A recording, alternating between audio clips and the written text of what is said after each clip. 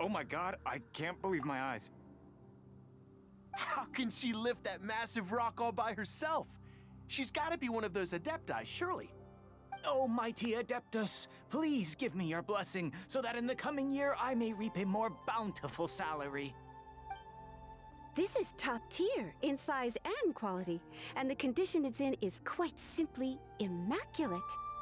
Congratulations, this item is approved for submission. I'm going to award you full marks for the Sunset Vermilionite item. May I take your name? My name isn't important. I'm not even here to compete. I was just delivering this for some other people. They should be here any minute now. Shenhua, and Ningguang's little helper. Ah, so you're the ones behind this. No wonder. The rarest talent turns in the rarest plastrite specimen. But I have to correct you on one point. It's not helper, it's secretary. Okay then, Miss Secretary, what do you think of the rock we found? Pretty amazing, right? In truth, it is the finest piece of plastrite we have received so far. If everything goes according to plan, we will use this piece in the foundation of the Jade Chamber, which will enable us to proceed to the next stage of construction. As a side note, Lady Ningguang has rented some dwellings in the nearby area to serve as accommodations for the contestants. If you need a place to rest, you are welcome to stay there. Now, please excuse me. As you can see, there is still a lot of work to do on the building site. Shenhua, Shenhua! Just now on the way over, pretty much everyone was singing your praises! Oh, really? What kind of reaction is that? So strange. Aren't you happy about it? Whenever Paimon gets praised, Paimon can't help but hold her head up high and break into a big smug smile. I've had similar compliments before. They call me an Adeptus, treat me with great deference and respect, as if I'm set apart from the common folk. Yeah, 'cause that's how adepti are. At least the ones we've met are pretty unique and reclusive, too. Way different than normal people. But I am not... Shenhua? I'm fine. I've been exerting myself quite a lot ever since we set foot in that abode. I'm just a little fatigued. Well, Byron said that there are some makeshift hotels we can use, right? Let's go check in and take a rest. No need. I simply need to find myself a secluded place in the wilderness to sit and meditate in silence. You can't do that. It's dangerous out in the wild on your own. When you're hungry, you go eat something tasty. And when you're tired, you go lie down in a nice, comfy bed. All right?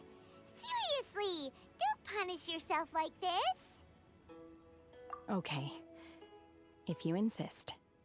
Great! Now we're talking. Let's head to our hotel.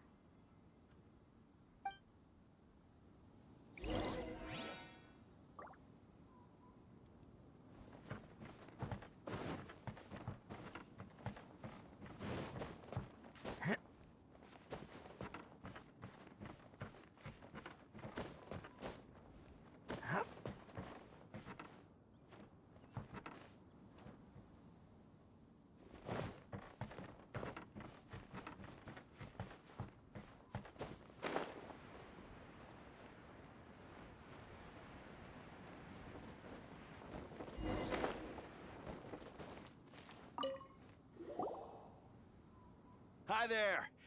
Checking in, are we? You're just in time. We only have 2 rooms left. Since this was chosen as the building site for the new Jade Chamber, we've had a constant stream of people in this area. And not just workers either. Visitors, business people, tea sellers, all sorts. So, business is booming for me today. Very few vacancies. You're lucky you got here when you did. Great! One of your rooms is still being cleaned. I guess it should be ready within the hour. The other room is just through the door on the left. Here are your keys. All right. Hope you enjoy your stay. Please excuse me, I'll leave you to it.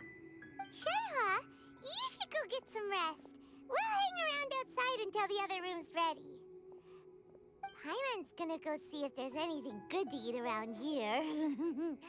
Paimon couldn't help but notice one of the guests walk in with a huge grilled chicken drumstick before. Let's buy one for Shenhe too. She can have it as a midnight snack, or save it for breakfast tomorrow. All right. I will head to my room for now. If you need anything, don't hesitate to disturb me. I'm a light sleeper. I will hear if you knock on the door. See you tomorrow.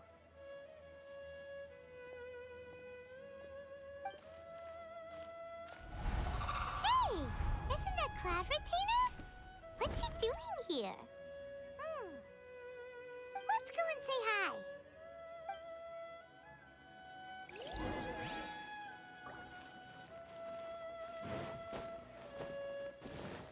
Can't catch me.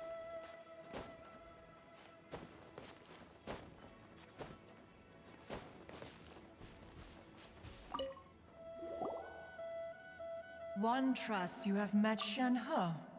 So, are you getting along quite well? So far, so good. Yeah. So, you know Shenhe too, Cloud Retainer? Naturally. Save for Ganyu, who spends the majority of her time in Liyue Harbor. All the Adepti living today are acquainted with Shenhe to some degree. Cool. So, what's her Adeptus name anyway? Calling her Shenhe feels kind of friendly, but also kind of disrespectful. So Paimon's thinking maybe it'd be better if we called her by her Adeptus name instead. Her Adeptus name? Why, pray tell, would Shenhe have an Adeptus name? Don't all Adepti have a special title they go by? On this latter point, you are correct. However, Shenhe is human. Oh, right. Wait, what? What? You knew already? So is Paimon the only one who didn't know? Do you mean to say that she presents differently from ordinary human beings? Well, to start with, her problem-solving methods are extremely direct.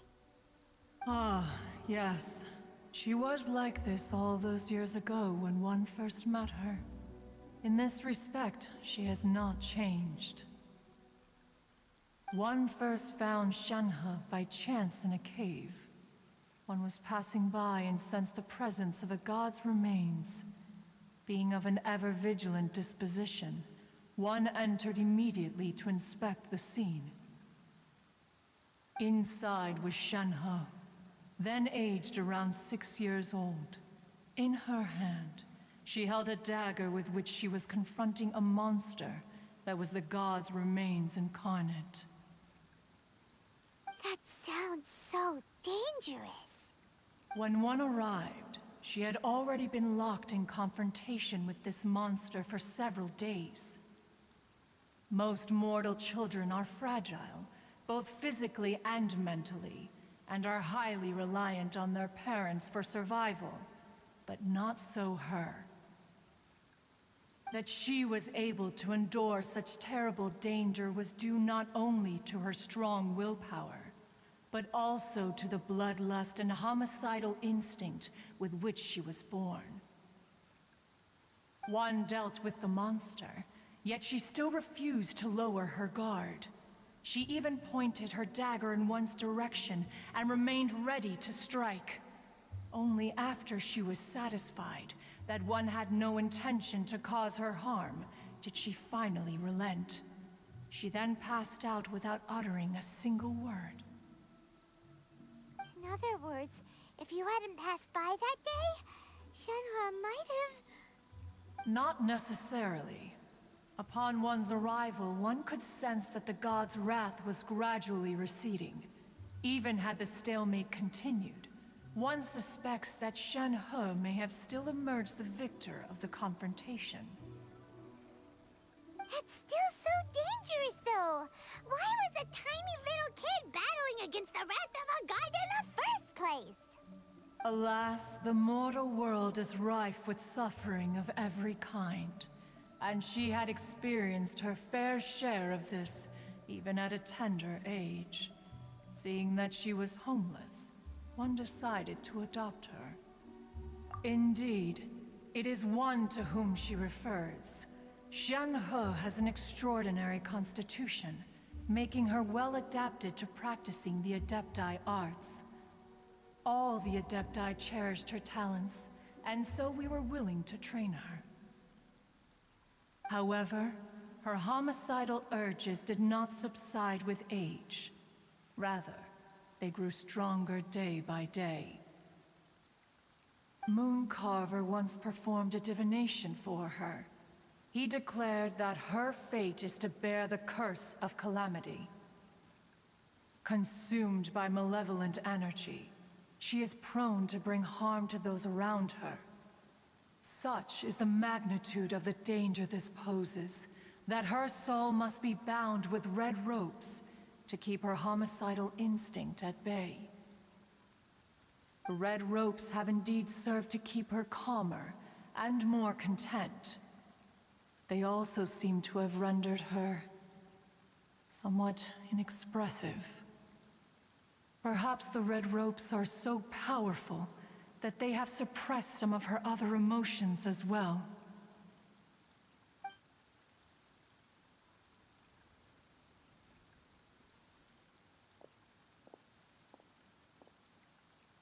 It is only by fate that people's paths may cross. Now that Shen-He's path has crossed with yours, please be sure to treasure the gift that fate has given you, and take good care of her. Oh, now Paimon gets it. You came out here to check up on Shenhe because you were worried about her, didn't you? Huh. You dare draw such a facile conclusion on the nature of one's present excursion? Incorrect.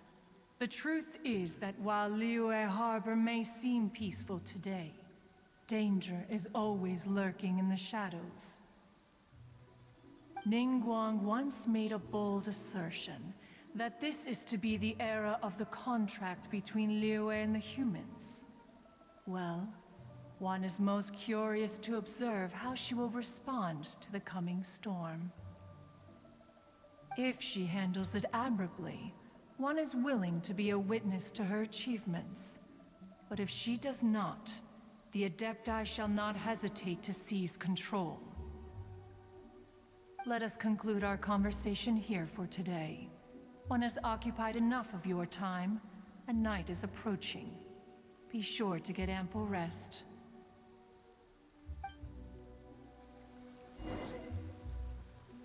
So, Shenhe isn't an Adeptus after all. She just grew up around the Adepti. Oh, no wonder she doesn't like being treated as an Adeptus. Having everyone falling over themselves to show their respect all the time must be kind of hard to deal with. There seem to have been a growing number of tales told regarding Shenhe in recent years.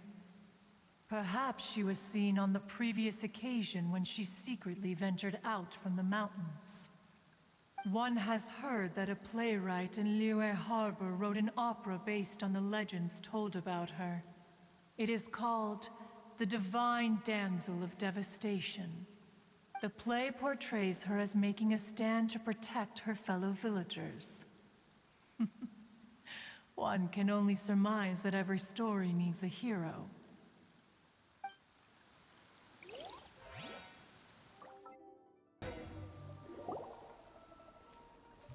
Hey, so, Shenhe... Master has relayed my situation to you, I take it.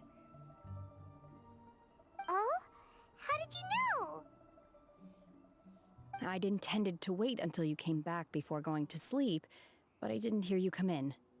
I was worried that something may have happened to you, so I went outside to check and caught sight of my master. On top of this, you have been acting very strangely around me this morning, causing me to suspect that my master must have told you everything about me. After all, Master is... very talkative. Sorry, Shenhua. Paimon had you down as an adeptus this whole time, but it turns out Paimon was wrong. It's okay. I don't mind. The fault is mine for not explaining everything to you sooner, because in my experience, trying to explain is a futile pursuit. Still, though you mistook me for an adeptus, you never treated me as distant and unapproachable. Instead, you treated me as you would a friend. For this, I am very grateful indeed. To be fair, we've met our fair share of real adepti, too. Anyway, now it's settled. From now on, you're our friend. Whether you're an adeptus or a human isn't the important thing. First and foremost, we're just plain old friends. Got it. Although I don't know quite what it entails in terms of what I have to do, I must say I like the title friend very much indeed. Great! Well, now that we're all rested up, we should start searching for the other 2 items on the list. But before we do that, let's go to the building site and ask Ningguang's little helper how the progress is going. After all, Sunset Vermilionite is so rare. Paimon doubts many competitors will really be able to find any. If it turns out some of them have given up already, we'll be able to take things a little more slowly. Oh, and another thing. We bought some grilled chicken drumsticks on the way back last night. There was a place just outside. Here's one for you, Shenhua. Try it! They're so good. I concur. It has a rich flavor, far more agreeable than those I've cooked for myself in the wilderness in the past.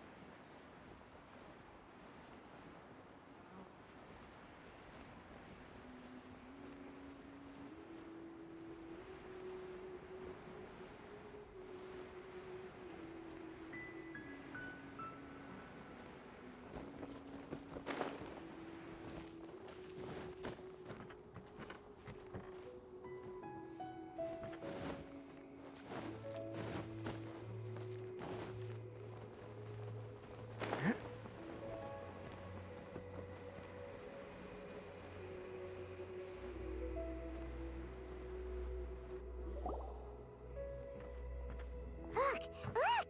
The Jade Chamber is floating into the sky! But it seems to be tied down by something. That's because it's not finished. Hey, Bywin! And hey, Beto! And hey! Person Paimon doesn't know? Given the enormous scale of the Jade Chamber, we split the construction work into 2 phases to make sure the structure remains balanced. Before we find some suitable plastrite, we build the Jade Chamber's keel at ground level.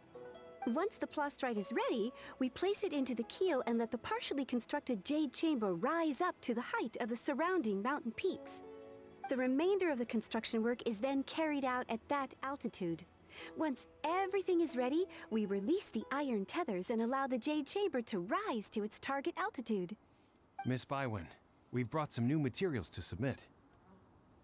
One moment, I'll be right there. The construction work has only been able to progress this rapidly thanks to the plastrite provided by you. Lady Ningguang is most grateful and looks forward to seeing more of your work. Wow, can't believe you sourced the plastrite so quickly. It's the key piece of the puzzle. Looks like you beat us to the punch.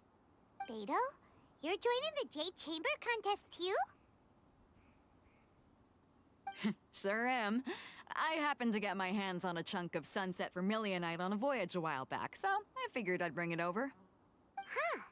So even though it's rare, we're not the only ones who managed to get a hold of it. Oh, I've got some introductions to do. This is the renowned Miss Yoon, or Yoonjin, probably the most famous figure in the Liyue opera scene. Greetings. These two are Paimon and the Traveler, both good buddies of mine. And this is... sorry, not sure we've met. Shenhe. I am their... friend. Good to meet you. A friend of a friend is my friend too. Or, as I like to say, a mate of a crewmate is part of the crew. Miss Yoon is also here for the contest. Turns out she needed to borrow a boat, so we came together. It's an honor to finally meet you both. I've heard much about you. Miss Shenhe, though we are only meeting for the first time, I have a feeling that we will get along very well indeed. To be honest with you all, I am in great need of this opportunity to ask Lady Ningguang a question. That's why I joined the contest. Thanks to my father's connections, I was able to acquire a specimen of the plastrite required. Fortunately, it was approved for submission, despite being a little on the diminutive side. Wow. So it looks like the three of us are competitors now. Excuse me for prying, Miss Shenhe, but are you competing as well? No, I don't have any questions for Ningguang. I just wanted to help him win. In that case, I have a proposal to make.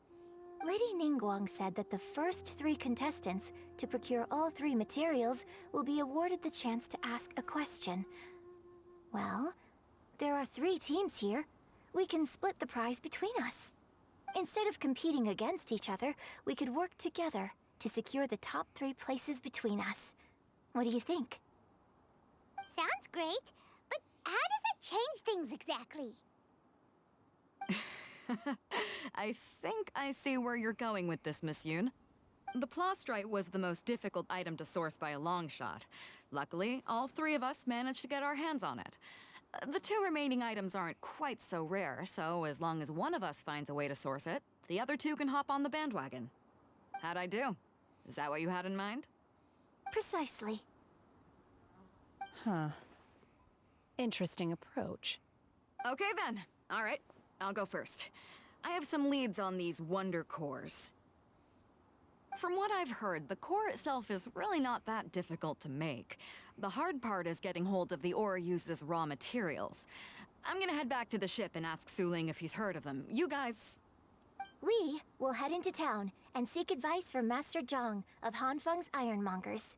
Thoughts? Wonderful. We'll split into teams then, and whoever makes progress first brings all of us a step closer to victory. I'm gonna take off. See you later. Okay, let's go! By the way, what question are you gonna ask Ningguang, Yunjin? I'm looking for a venue to host the performance of our new opera. Lady Ningguang has excellent judgment, so I would like to hear her opinion. Ooh, what's the opera called? Paimon wants to go see it. The opera is a labor of love by my father. He wrote it based on a popular urban legend about an evil spirit and an adeptus. It's called The Divine Damsel of Devastation.